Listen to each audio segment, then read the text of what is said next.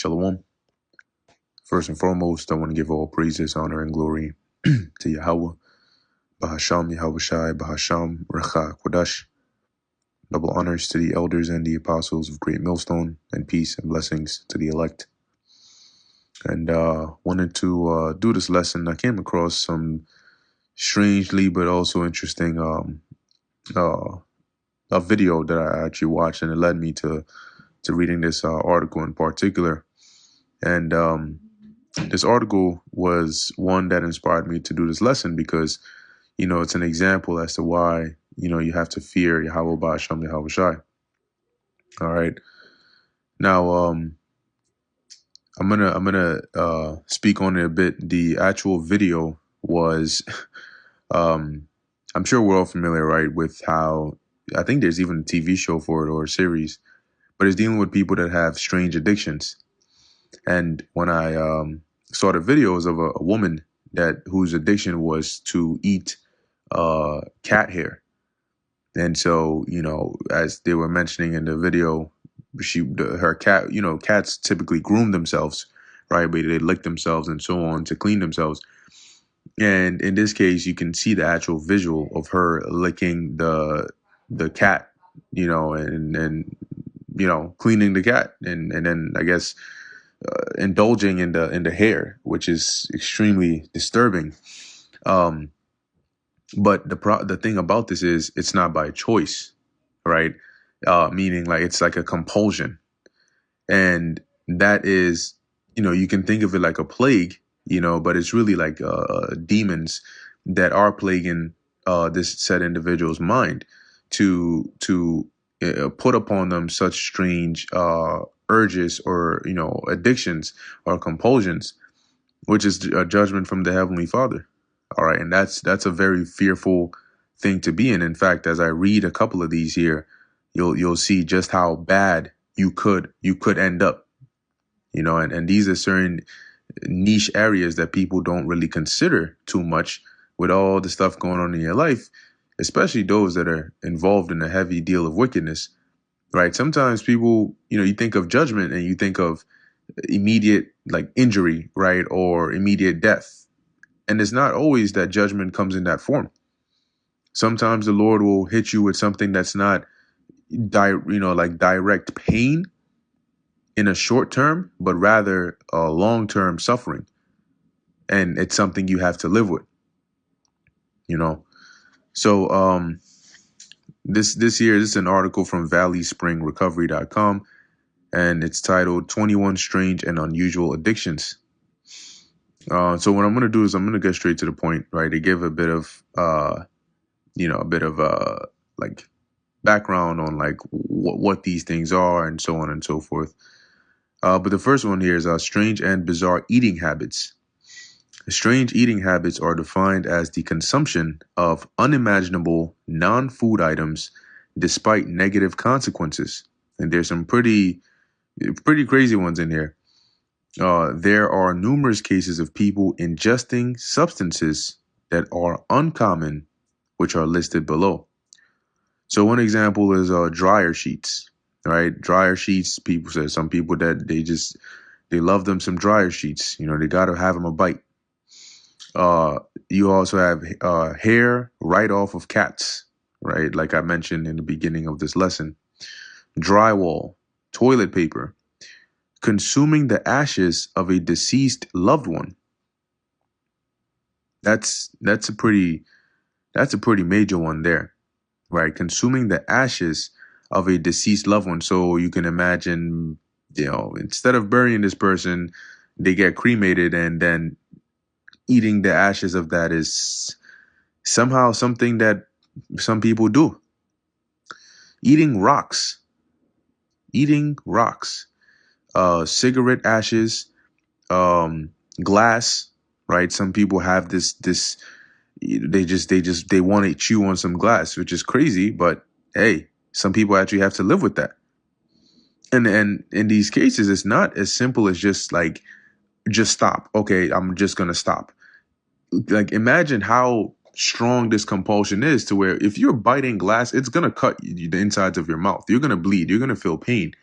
But this urge is so strong that even that pain is not enough to stop them from doing it again.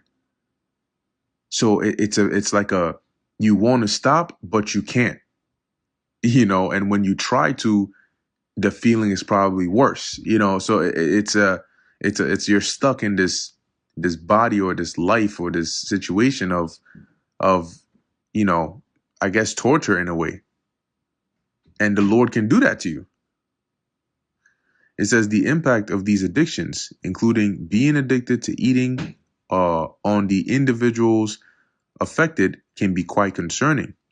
Apart from the potentially harmful effects on their bodies, the risk of developing health issues like cancer, these addictions can consume their lives, making them antisocial and even leading to an extreme state of poverty in some cases.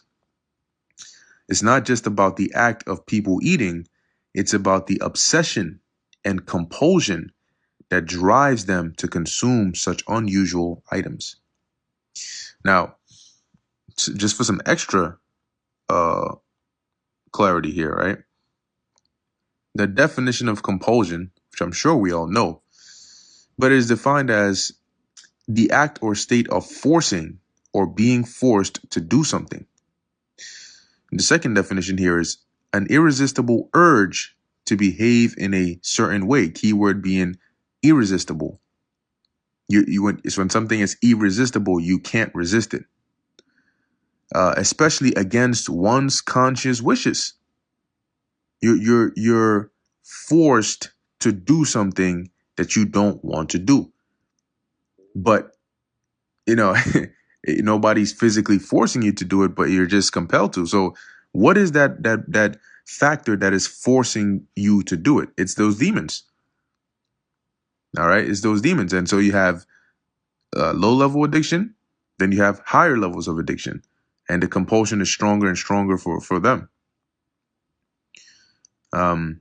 So the second one here is bizarre body obsessions. And that's the thing. It's not just about, like, some have this for eating, but that's not where it stops.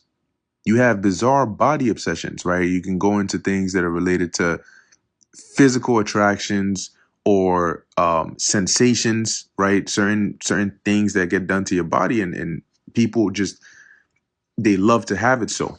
Or that's actually incorrect. Not love, but they can't resist that feeling, even if they don't want it, right? I'm going to give some examples here. So body-related obsessions are another realm of strange addictions that can leave people bewildered. These addictions include compulsive body piercing, body casting, dermatillomania, which is skin picking, so picking at your skin, snorting talcum powder, self-inflicting bee stings. Now, if a bee or a hornet flies by, or a nest, well, nobody stands there, right? Maybe it drops and they all start flying out. Nobody's going to stand there and get torn up by that, right? Even those that like harvest honey, or, if that's the right term, when they go into those beehives and the areas where they have the honeycombs and all of that, they dress up from head to toe in a suit that prevents the bees, when they get on them, from actually touching them. Because getting stung by a bee is not fun. Getting stung by a hornet can be deadly. So nobody wants to go and get stung by a bee, and yet some people are compelled by that feeling of getting stung by a bee. And so much so that they do it. It's self-inflicted. So that's pretty crazy, right? There's one here on unconventional relationships. Let me see if I can just find some examples. Okay, so yeah, with that, they don't really list the examples here, but but you can sort of oh my gosh.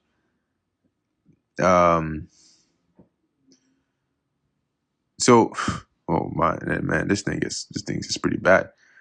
There's the fourth section is hygiene related fixations. And it says here, Hygiene-related fixations are another category of strange addictions that can be both puzzling and concerning.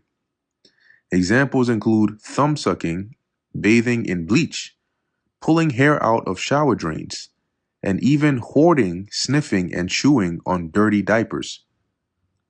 Like, these are, so you start to see how, you know, non-trivial these things are. How like much of an impact this can have on somebody's life. Imagine you trying to go on a date, or you meet somebody, and they're like, yeah, yeah, I like you, you're pretty cool, you're chill. And then one day they find out that you have this addiction. Where are you even gonna get uh um dirty diapers to chew upon or sniff? Or this person that you meet finally comes to your place, and then there's this foul stench, and they accidentally stumble upon a room of dirty diapers. That's and the thing is, like, they're gonna be, oh, whoa, like, they might get spooked or freaked out or disgusted, but on your end, it's not something that you can control. You're like, you just, yeah. So how, you see how hard it makes it to live life like that. Like, imagine, maybe it's not you, but maybe it's your child. Your child is born with a strange addiction like this, and you have to live knowing that this is the case here. Like, these are also forms of judgment that the Heavenly Father can bring, and this is why you fear, or one of the many examples why you fear Yahweh Ba'ashem Yahweh Shai. People misplace their fear because they don't understand the originator or the origins of it. But if they understood clearly, as we do, that it all comes from one source, which is the Most High, they hopefully there would be a lot less stupidity and wickedness and vanity going on in the world. It says these fixations might not be as extreme as eating plastic bags or bee stings, but they still have their own risks and consequences. Um, take Evan, 28-year-old, a 28-year-old from Seattle, who has developed a compulsion to pull hair out of shower drains up to 3 times a week. Like, that's pretty crazy. His addiction began following the passing of his father, and has since consumed his life. So, the crazy part about it is, and I'm going to go into a precept here that sort of is similar. But the crazy thing about it is, you can develop an addiction like this. You don't have to be born with this. So the Lord can say, yo, I'm going to plague you and hit you with this kind of addiction. And it can be anything. It can even be something unlawful. And imagine the Heavenly Father putting sending a demon upon you to compel you to do something unlawful. And when I say compel, I mean like you're addicted to doing this. And then how are you gonna fight that? And now you're gonna get judged for it because it's off. Similarly, uh, Keisha, a 22-year-old from Queens, New York, is addicted to hoarding, sniffing, and chewing on soiled diapers. Her addiction began 3 years prior when a friend asked her to dispose of a dirty diaper, but she kept it instead. Uh-oh. That's crazy. 5, ingesting dangerous substances. Let's see. I just want to get to the important part. There's a lot of context around here. It says here, for instance, Bertha was reported to be addicted to drinking nail polish, while a Canadian woman was reported to be addicted to drinking the blood of pigs. The motivations behind these dangerous addictions may vary, but the common denominator is the potential harm they can cause to the individuals involved and those around them. Then there's bodily fluids. Consuming one's own urine is considered one of the most unusual addictions in the world. Carrie, a 53-year-old woman, developed this addiction and even used her urine to clean her teeth. Drinking one's own urine is referred to as urophagia, while these coping mechanisms might provide temporary relief, they can have significant long-term physical and mental health repercussions. Can you imagine that? Like, man, eh, hey, eating soap, right? Eating soap. That's another one here. There's some people that just have that addiction. They got to bite into a fresh bar of soap.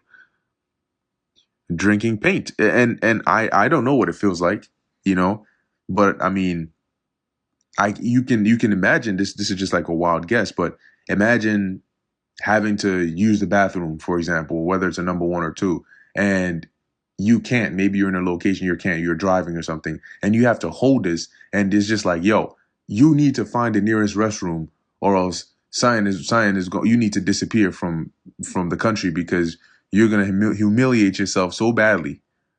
You know, like imagine that feel of like that. You're like, yo, I need to find one right now. I need to like let this urge needs to be relieved. Maybe I'm just saying, right? As an example, it could be right. Maybe this is how they feel when they're like, I need to chew on some soiled diapers, or like I need to drink some paint, or bite into a fresh bar of soap. And from your perspective, you may be like, well, just don't do it. That's weird. Imagine that like somebody telling you, hey, you need to use the bathroom, but just don't do it. you know, here your bladder is full to the brim and then some. You can barely even stand up straight, and you need to use the bathroom, but no, you don't use it.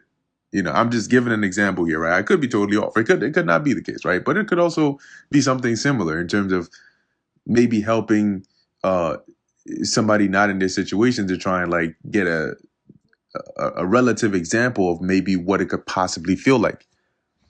Um, drinking paint. Drinking paint is another one. Chewing ice. Some people have, and once again, there's like you may say, okay, chewing ice is not that bad, right? Compared to something else, but once again, it's I think the root problem here is in the fact that you don't control this. Sniffing gasoline. That's another thing. Eating hair, right? We read earlier. In this case, not just exclusive to cats. Collecting dolls, uh, tanning addiction, eating glass, which is also known as hyalophagia, if I'm pronouncing that right. Body modification. Um, it says people addicted to body modifications sometimes express this addiction through tattooing their eyes, which can lead to blindness and other severe consequences. But they are not able to stop because of the sensation they get from the act, which makes this behavioral addiction very dangerous. So that's the flip side of it too, right? Maybe it's not like I have this strong urge that I need to like release something from my body, but maybe it's just like the way you feel when you do this thing is so much, like regular drug addicts. Like you need this thing so you can feel good, and that goodness now becomes the normal, and now you need this sensation so you can feel normal again. Eating chalk is another one. Hoarding, drinking blood, pulling out hair, eating ashes, and this is an interesting one: obsession with death. In a morbid fascination that transcends cultural norms, some individuals develop an unbelievable addiction to the concept of death. This strange habit can manifest in various forms, from frequenting cemeteries to engaging in risky behaviors, and can severely interfere with the addict's daily life.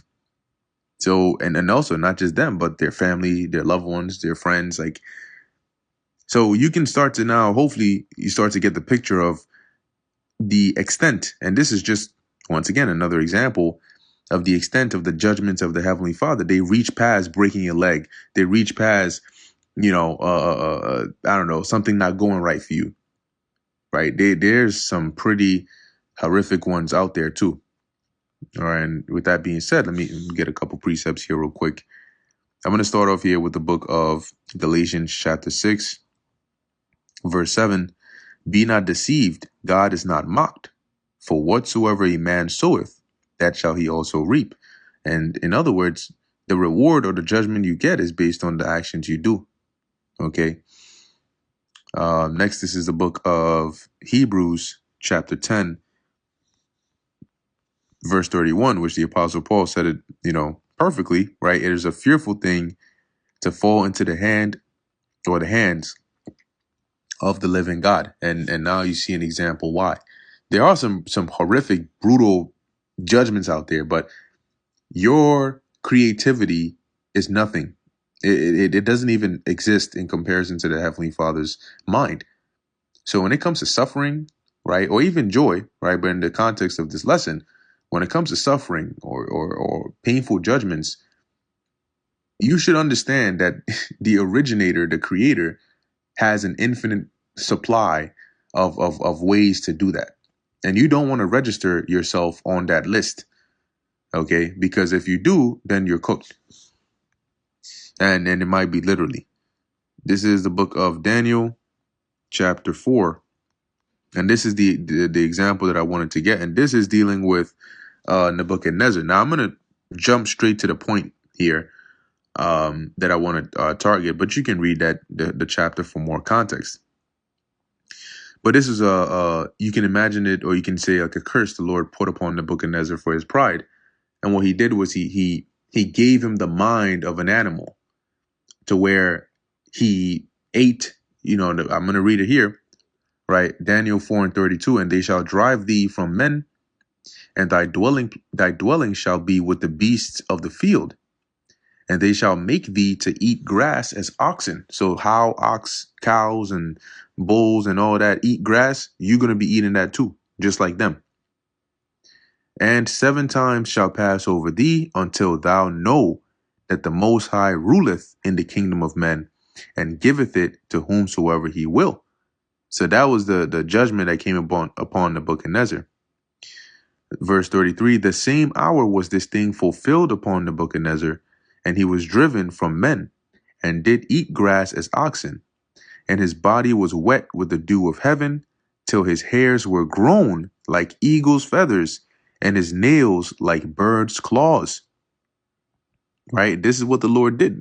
Physically, you could see this change on him. Right now, it doesn't mean like he, fully transformed into like this half human, half beast.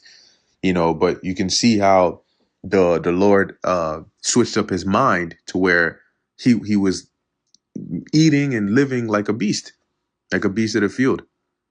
And it's not like he could do anything about it or control it. But this is an example of how the Lord can put or bring such judgment upon an individual. So keep this in mind, in the way you move, knowing that, one wrong move, you mess with the Lord the wrong way, or you offend, someone that the Lord favors in the wrong way, or you do anything that the Lord does not like, you could end up on the wrong end of a very painful judgment. So anyway, with that, I'm going to end here. Lord willing, that was edifying to the elect. In closing, I want to give all praises, honor, and glory to Yahweh, Bahasham, Yahweh Shai, Bahasham, Recha Kodesh. Until next time, Shalom.